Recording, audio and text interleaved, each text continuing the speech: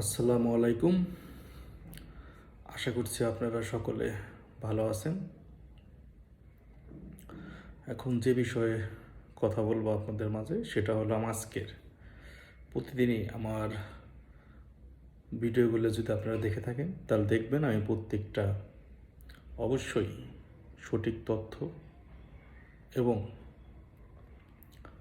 বাংলাদেশের যেসব অনাকাঙ্ক্ষিত ঘটনা ঘটেছে সব তো তুলে ধরা সম্ভব নয়, কিন্তু উল্লেখযোগ্য যেগুলো সেগুলো তুলে ধরার আমি সবসময় চেষ্টা করছি। আজকে ঠিক তেমনই গতকালকে যেমন চট্টগ্রামের একটা ব্যাপারে আপনাদের সাথে কথা বলেছিলাম,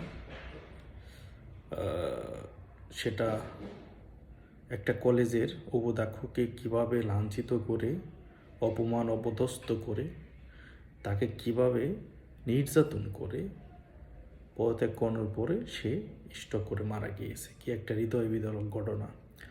ঠিক তেমনই আজকে আরেকটা অনাকাঙ্ক্ষিত ঘটনা ঘটেছে।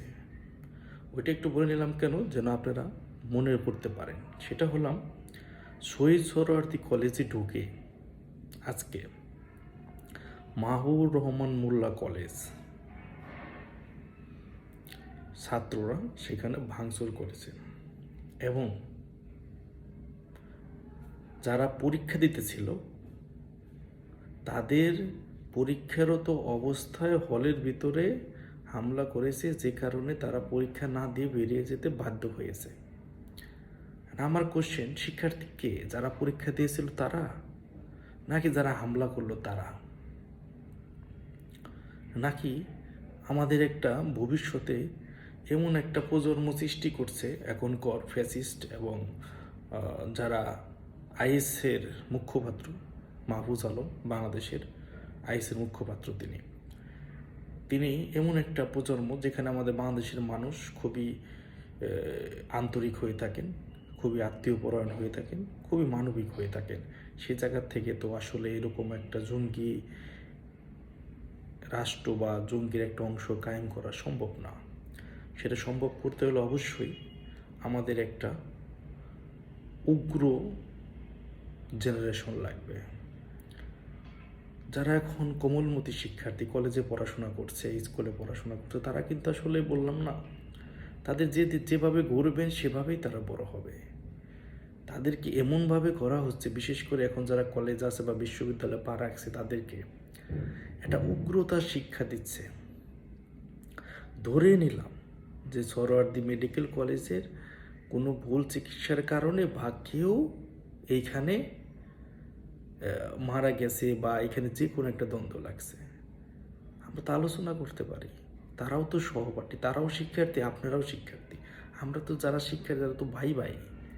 তাইলে ভাই ভাই, বোন বোন, তাহলে একটা পরিবারের মধ্যে আপনারা কেন এরকম ভায়োলেন্স করছেন? আজকে এই শহীদ সোহরাওয়ার্দী কলেজে ঢুকে যেভাবে গাড়ি ভাঙচুর করলেন, ক্লাসরুম ভাঙচুর করলেন, অধ্যক্ষ রুম ভাঙচুর করলেন, এটা আসলে কি মেসেজ দিচ্ছেন আপনারা? নাকি এই তরুণ প্রজন্মকে এই ভায়োলেন্স করাকে একটা ভালো লাগার ভিতরে নিয়ে যে একটা ভবিষ্যৎ প্রজন্মকে এরা ধ্বংস করে দিচ্ছে? আমাদের কিন্তু চিন্তা করতে হবে, মাথায় কিন্তু এটা ঢুকিয়ে নিতে হবে, আমাদের প্রত্যেকের চিন্তা করতে হবে।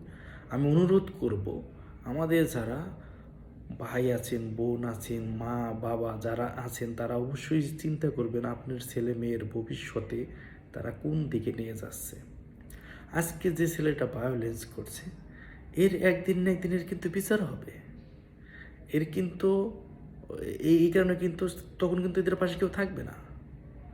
অথচ এদের এই ভায়োলেন্স করে যারা নাকি সুযোগ সুবিধা লুটে নিতেছে, এই প্রতারক সমন্বয়করা, জঙ্গির মুখপাত্র বাংলাদেশে মাহফুজরা এবং এই ফ্যাসিস্ট এবং অবৈধ ইউনূস সরকার, যিনি নাকি ক্ষমতায় আসার পরেই 600 কোটি টাকার উপরে যিনি কর্মকূপ করেছেন, এইরকম একটা এদের কি কারো, এই যারা উপদেষ্টা মণ্ডলীতে এখন আছেন, সিনিয়র যারা আছেন, বিশেষ করে ডক্টর ইউনূসের মেয়ে কি বাংলাদেশে থাকে? যদি না থাকাটাই ভালো, তার মেয়েও একটা লেসবিয়ান। এটা আসলে বলতে খারাপ লাগে, এটা সত্য কথা।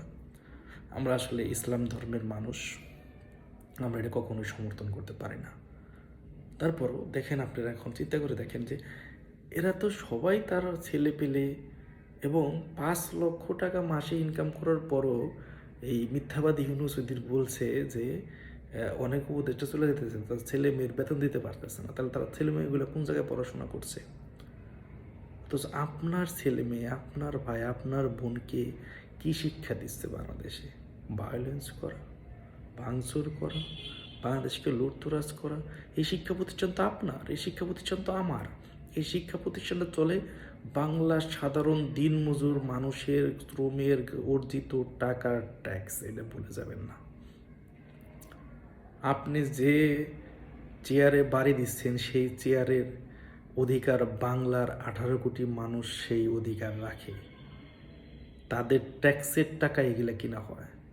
এই প্রতিষ্ঠানে এই সিসি ক্যামেরা বলেন, ওই চেয়ারটা বলেন, এই ট্যাক্সের টাকা কিনা হয়। আপনারা শিক্ষা জাতির মেরুদণ্ড, এই মেরুদণ্ড, এই শিক্ষা যারা নাকি এই মেরুদণ্ড গড়ার কারিগর, সেই শিক্ষকদেরকে আপনারা লাঞ্ছিত করছেন। তার অধ্যক্ষ রুমে যে প্রধান যে যিনি, তার রুমে যে আপনারা ভাঙচুর চালালেন এত নির্লজ্জভাবে, আপনাদের মানসিক বিকারগ্রস্ত করে ফেলেছে কিছু লোক, কতিপয় কিছু লোক। আমি সবাইকে বলবো না, কারণ যারা পরীক্ষা দিচ্ছিলেন তারাও তো ছাত্র, তারাও তো ছাত্রছাত্রী।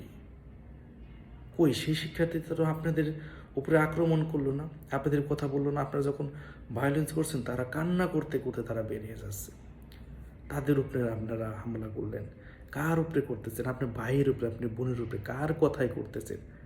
ভুল চিকিৎসা হতে পারে। তারা তো, ডাক্তাররা তো সবাই তো একদম মানে কোনো ফেরেস্তা না, অলিয়া উলিয়া না যে তারা প্রত্যেকটা করবে।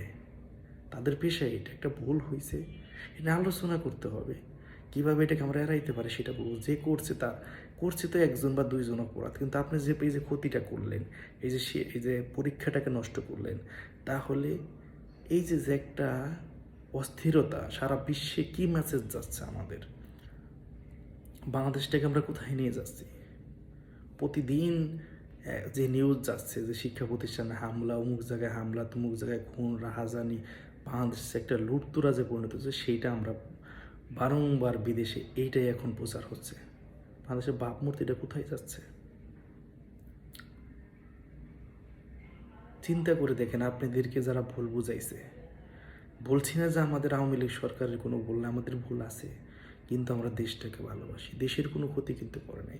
দেশের যে উন্নয়ন, মেগা প্রকল্প যা আছে, পদ্মা সেতু বলেন, রূপপুর পারমাণবিক বিদ্যুৎ কেন্দ্র বলেন, এখন যেটা বলতে আছে যে এয়ারপোর্টের রাডার, নতুন রাডার সিস্টেম বলে, যে যাই এখন যারা এরা নিয়ে যারা কথা বলবে, মেট্রো রেল বলেন, সবটাই কিন্তু জননেত্রী দেশরত্ন শেখ হাসিনার আমলে হয়েছে।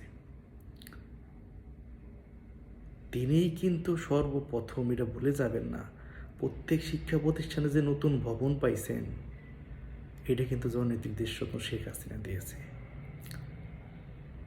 এই যে যে উপবৃত্তি 10 পর্যন্ত, মেয়েদের ইন্টার পর্যন্ত, তারপরও বিশ্ববিদ্যালয়ের যে সিস্টেম রাখছেন, এখানে কিন্তু জননেত্রী দেশরত্ন শেখ হাসিনা। কারণ তিনি বিশ্বাস করেন শিক্ষার আলো না থাকলে বাংলাদেশকে এগিয়ে নেওয়া যাবে না। যে কারণে তিনি সর্বোচ্চ, যেটা নাকি বিএনপির আমলের বাৎসরিক যা বাজেট থাকতো শুধু শিক্ষায় বাজেট দিয়েছেন। জানুয়ারির 1 তারিখে সকল ছাত্রছাত্রী, কোমলমতি শিক্ষার্থীরা নতুন বই পাইত। নতুন বই পেয়ে তারা খুশি মনে যে পড়াশোনা করতো। ক্লাসে কোনো সেশন যানজট ছিল না। শিক্ষাবান্ধব সরকার কাকে বলে সেটা দেখেন। কোনো সেশন জট নাই। 4 বছরের মধ্যে পড়াশোনা করছে, প্রত্যেক বছর বিসিএস হয়েছে। সে সরকারি যে চাকরিজীবী প্রতি মাসেই মনে কোন নিয়োগ থাকছে। 3.5 মাসে কী নিয়োগ পাইছেন আপনারা বলেন? ধ্বংস করার পায় তারা করতেছে। এখনও যদি আপনারা জাগ্রত না করেন, এখনও যদি আপনাদের বিবেক কাজ না করান, আগামীতে কিন্তু বাংলাদেশ একটা অন্ধকার, একটা যুদ্ধ বিধ্বস্ত দেশ, যেটা ওই আইএসের মুখপাত্র বুঝেন নাই কি বলছে, গৃহযুদ্ধর আভাস দিয়েছে। যে কারণে আমরা এদের দ্বারা আর প্রতারিত না হই। আপনার মনে রাখতে হবে যে সুন্দর প্রতিষ্ঠান পড়ালেখার জন্য আপনার ছেলে মেয়ে পাচ্ছে, সেটাই জননীতি দেশরত্ন শেখ হাসিনা করেছেন। অভিবৃত্তি বলবেন করেছেন। বাহিরে যদি বিদেশে পিএইচডি করতে যান, সেখানে যদি বলেন, সেই ফান্ডিংয়ের ব্যবস্থা করেছেন। ডিজিটাল, যার মাধ্যমে এখন আপনারা এত কথা বলেন, এই ডিজিটাল শিক্ষা ব্যবস্থা, যেটা নাকি এই যে ইন্টারনেটের মাধ্যমে প্রত্যেকটা ক্যাম্পাসকে তিনি আস্তে আস্তে প্রত্যেকটা সরকারি কলেজে তিনি আইটি সেন্টারের স্থাপন করেছেন। এই সকল কিছু এখন এই 5ই আগস্টের পর থেকে ধ্বংস করা হয়েছে। তারপর যেগুলো করা হয় নাই সেইগুলোকে এখন টার্গেট করে করে ধ্বংস করা হচ্ছে। সেইগুলোর ভিতরে আজকে ভাঙচুর হচ্ছে, লুটপাট হচ্ছে, লুটতরাজে পরিণত করছে। আশা করছি আপনারা বুঝতে পারছেন আমার কথাগুলো। আমার অন্যান্য ভিডিও যদি দেখে থাকেন, আমি শুধু একটা কথা বলবো, যাই হয়ে যাক আমরা দেশকে ভালোবাসি, বাংলাদেশকে ভালোবাসি। বাংলাদেশের কোনো ক্ষতি আমরা হতে দেবো না ইনশাল্লাহ। আমরা প্রত্যেকে কাঁধে কাঁধ মিলে এই অপশক্তিকে রুখে দেব এবং আপনার ছেলে মেয়ে, আপনার ভাই বোন আগামীর বাংলাদেশের ভবিষ্যৎ, তারা বাংলাদেশের নেতৃত্ব দেবে। তাদেরকে যেন, আগামী জেনারেশনকে যেন এই প্রতারকরা কখনোই ভায়োলেন্স জেনারেশন পরিণত করতে না পারে, সেই দিকে লক্ষ্য রাখবেন ইনশাল্লাহ। এই আশাবাদ ব্যক্ত করে আমি আজকে আমার কথা শেষ করছি। সকলেই ভালো থাকবেন। আসসালামু আলাইকুম। জয় বাংলা, জয় বঙ্গবন্ধু।